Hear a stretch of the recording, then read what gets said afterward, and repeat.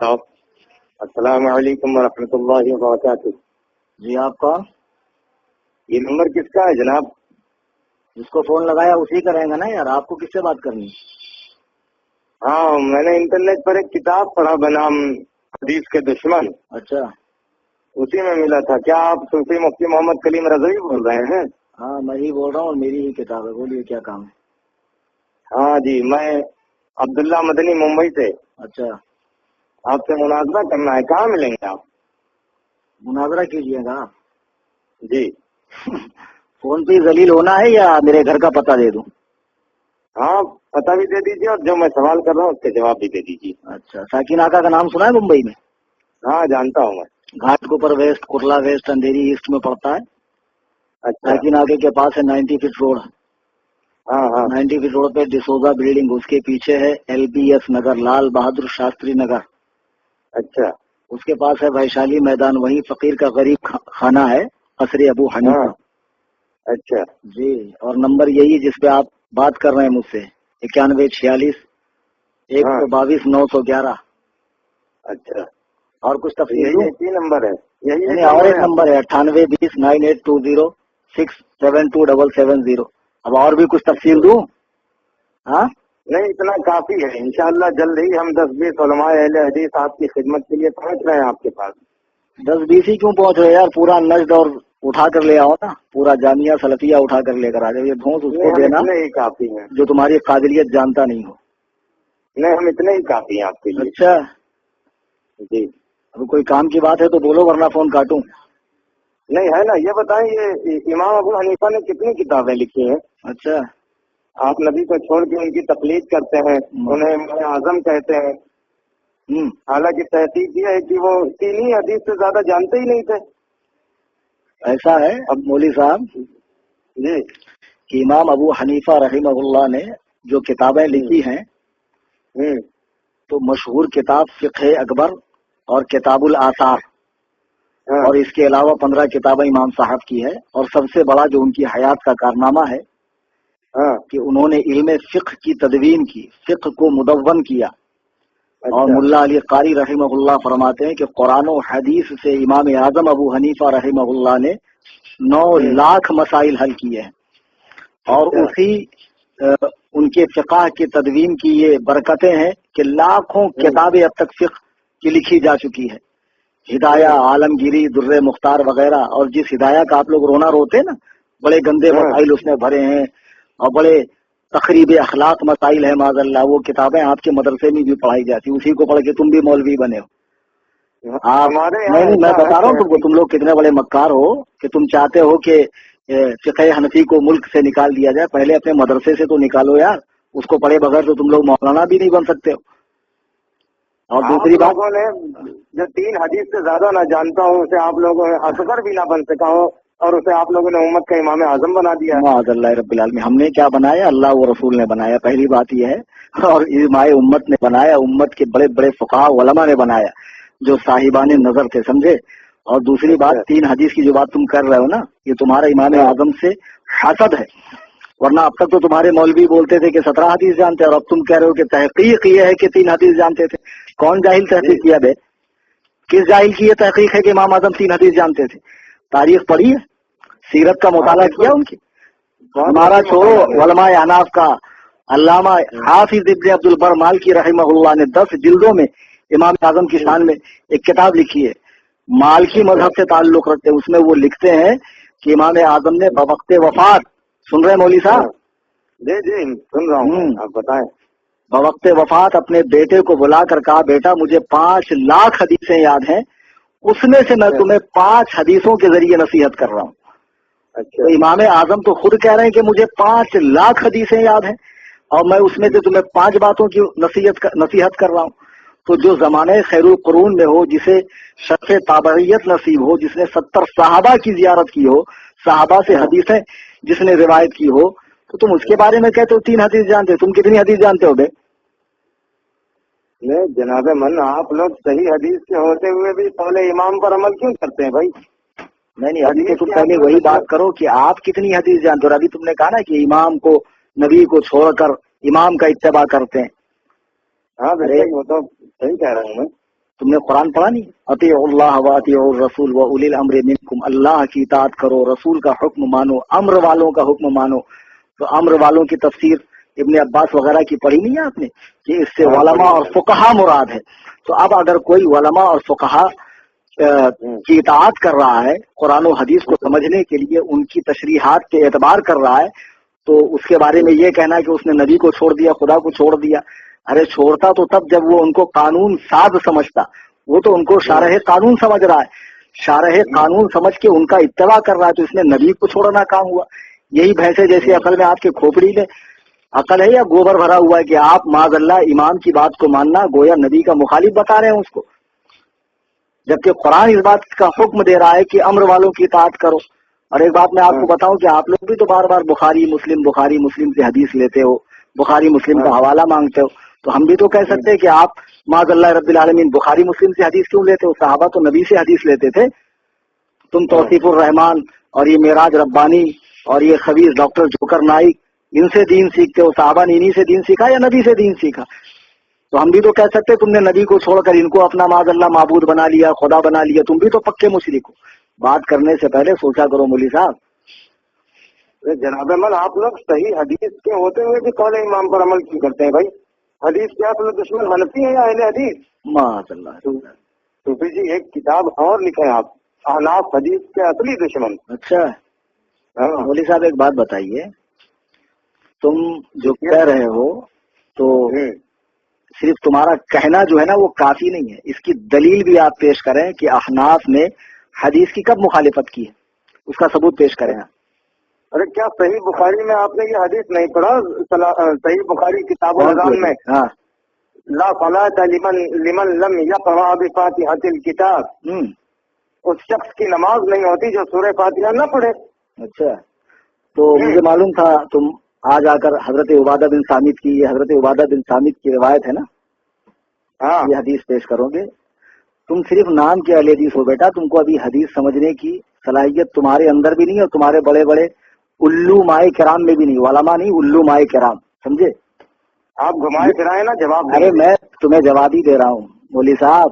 لا صلاۃ لمن لم یقرأ بفاتحۃ الکتاب جو حدیث ہے، امام احمد بن حنبل اور حضرت سفیان بن عیینہ فرماتے ہیں کہ یہ حدیث اکیلے نماز پڑھنے والے منفرد اور امام کے لیے ہے، مقتدی کے لیے اس کا حکم نہیں ہے، مقتدی کے لیے اس کا حکم نہیں ہے. تو آپ کیسے کہہ رہے ہیں کہ معاذ اللہ جو سورہ فاتحہ نہیں پڑھتا اس کی نماز ہی نہیں ہوتی؟ کس بنا پر کہہ رہے ہیں آپ بتائیے؟ ارے صوفی جی لیکن اس حدیث میں لفظ من تو عموم کے لیے آیا ہے نا. تو اس میں جو من عموم کے لیے آیا ہے تو اس عموم کی صراحت اللہ نے کی ہے یا رسول اللہ نے کی ہے؟ اور آپ تو اس جماعت سے تعلق رکھتے ہیں کہ جس جماعت میں اگر حضور پاک صلی اللہ علیہ وسلم بھی بغیر وحی کے کچھ کہیں تو آپ کے علماء کہتے ہیں مت مانو. طریق محمدی کتاب کا نام سنا ہے؟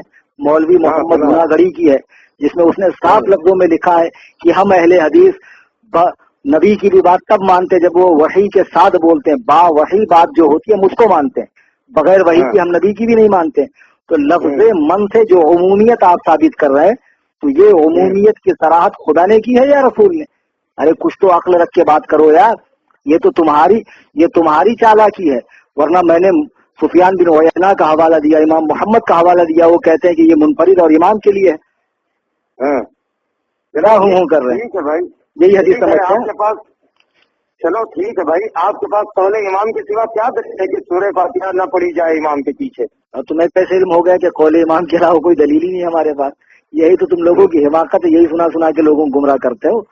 ارے قول امام کی اور حدیث کی بات کیا کروں؟ میں آپ کو قرآن سے حوالہ دوں، قرآن پڑھا نہیں ہے؟ سورہ اعراف آیت نمبر 204 رکوع نمبر 14 9واں پارہ اٹھا کر دیکھ لو. وَإِذَا قُرِئَ الْقُرْآنُ فَاسْتَمِعُوا لَهُ وَأَنصِتُوا لَعَلَّكُمْ تُرْحَمُونَ. جب قرآن پڑھا جائے تو خاموش کان لگا کر سنو تاکہ تم پر رحم کیا جائے. قرآن میں پڑھا نہیں ہے آپ نے کہ قرآن پڑھتے وقت خاموش کھڑے رہو؟ تو اب اگر ایسی حدیث ہے جس میں لکھا ہے کہ امام کے پیچھے سورہ فاتحہ پڑھو تو وہ اس آیت کے مخالف ہے. تو جو حدیث آیت کے مخالف ہوں گی یا تو وہ منسوخ ہوگی یا موضوع ہوگی. یہ اصول معلوم نہیں ہے آپ کو؟ معلوم ہے. ہاں تو واہ بیٹا اندھے مقلد، تم تو سارے جیوں سے بھی بدتر نکلے یار.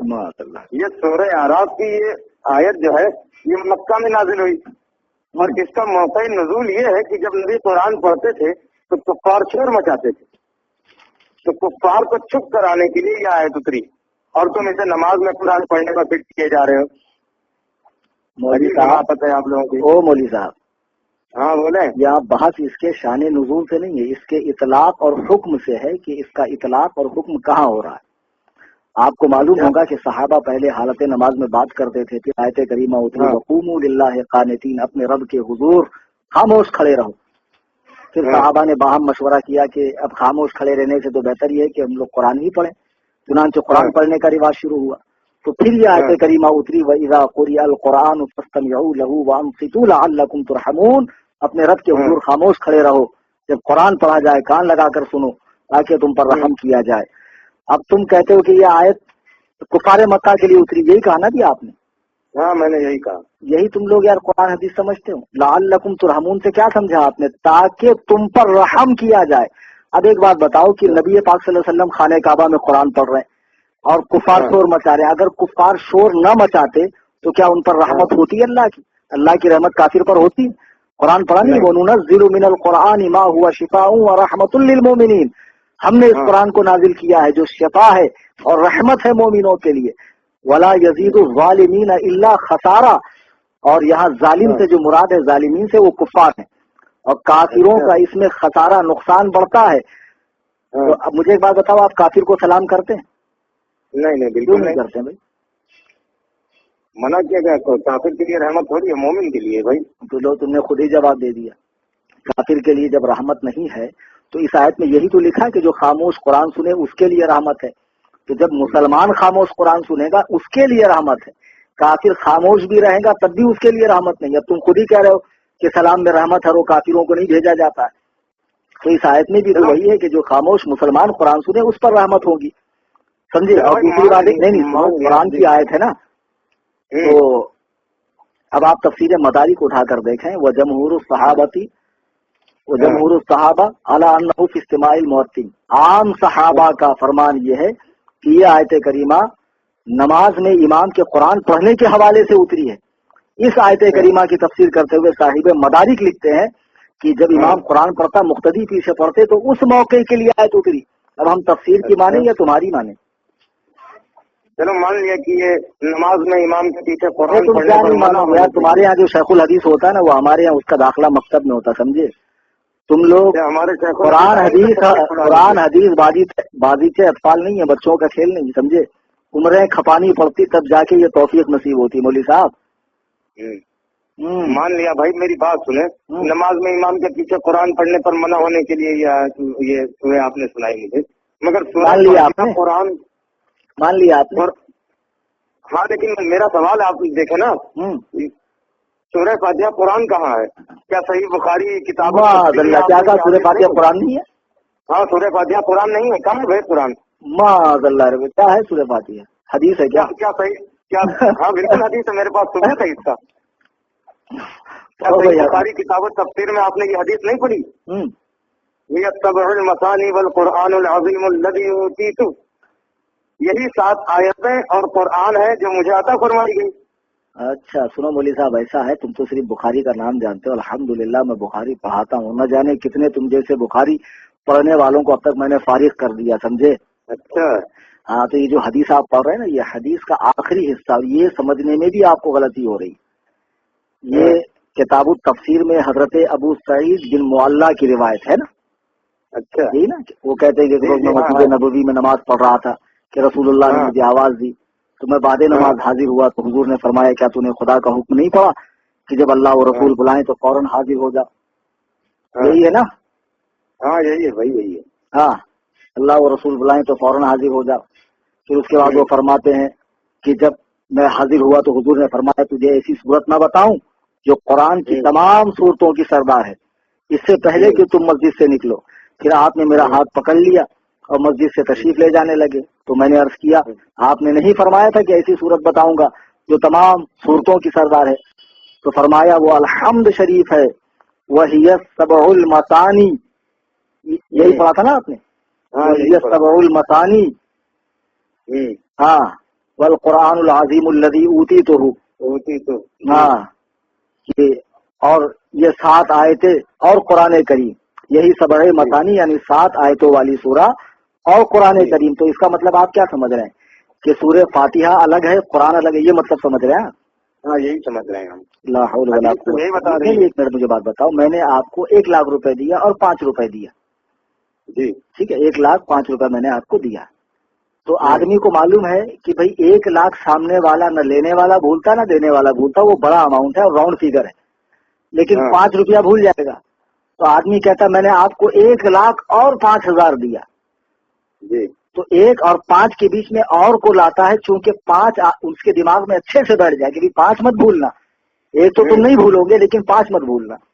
تو نبی فرماتے ہیں 113 صورتیں تو یقیناً قرآن کی ہیں، یہ بھی قرآن کی، لیکن ان تمام صورتوں میں اس کا مقام یہ ہے کہ یہ ان صورتوں کی سردار ہے، ان صورتوں کی سردار ہے. یہ فرمانے کا مطلب ہے کہ ہم نے تمہیں قرآن دیا اور 7 آیتیں، یعنی تم قرآن کی 113 صورتوں کو تو نہیں بھولو گے، لیکن اس سب سے پہلی والی صورت کو بھی مت بھولنا جس میں 7 آیتیں ہیں. جیسے میں نے ابھی کہا کہ میں نے آپ کو 1 لاکھ روپے دیا اور 5 روپے، تو 1 لاکھ روپیہ ہوتا ہے، 5 روپیہ روپیہ نہیں ہوتا ہے کیا؟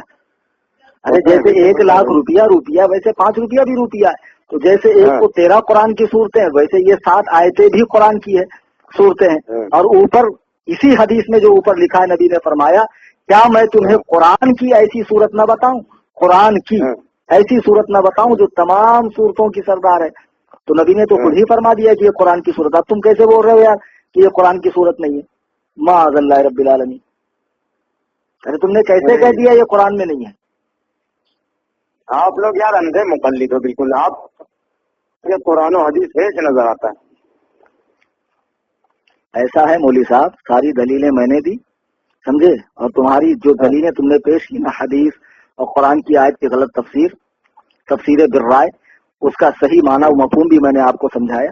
اب تم ہمیں کو اندھے مقلد بول رہے ہو، بلکہ حقیقت یہ ہے کہ بزرگان دین ائمہ مجتہدین اولیاء کاملین سے خدا واسطے کا بیر ہے آپ لوگوں کو. اور آپ وہ جماعت ہو جس کی پیشن گوئی اللہ کے نبی نے فرمائی دجالون کذابون یاتونکم من الاحادیث، جھوٹ بولنے والوں فریب دینے والوں کی آخری زمانے میں ایک جماعت ہوگی جو حدیثیں گڑھیں گے. ایسی حدیث بما لم تسمعوا انتم ولا آباؤکم، جو تم نے اور تمہارے باپ داداؤں نے نہ سنی ہوگی. تو اسی جماعت کے فرد ہو تم، اور تم سے اس سے زیادہ کی امید بھی نہیں کی جا سکتی ہے. یعنی تم یہی کچھ کرو گے. کرنا چاہتے ہیں آپ کو بتائیں، آپ ہمیں کیا ثابت کرنا چاہتے ہیں؟ ہم تمہیں کیا ثابت کرنا چاہتے ہیں؟ اتنی دیر میں تم خود ہی ثابت ہو گئے کہ تم 1 نمبر کے چوتیم سرپریٹ دگریٹ ہو. تم خود ہی اتنی دیر کی گفتگو میں تم خود ہی پگلے اعظم عالم معلوم پڑ رہے ہو یار. ہم کیا ثابت کریں؟ دیکھتے ہم اپنے بڑے عالم کو لے کر آتے ہیں آپ کے پاس، پھر بتاتے ہیں آپ کو. تمہارے بڑے کو نہیں، اور جتنے سڑے ہیں سب کو لے آؤ. صرف بڑے نہیں، جتنے سڑے ہیں سب کو لے آؤ. Any time most welcome for ٹھکائی انشاءاللہ. قصر ابو حنیفہ. ہاں قصر ابو حنیفہ میں تمہاری ٹھکائی ہوگی بیٹا. ٹھیک ہے دیکھ لیتے ہیں. اللہ حافظ. رکھو بیوقوف.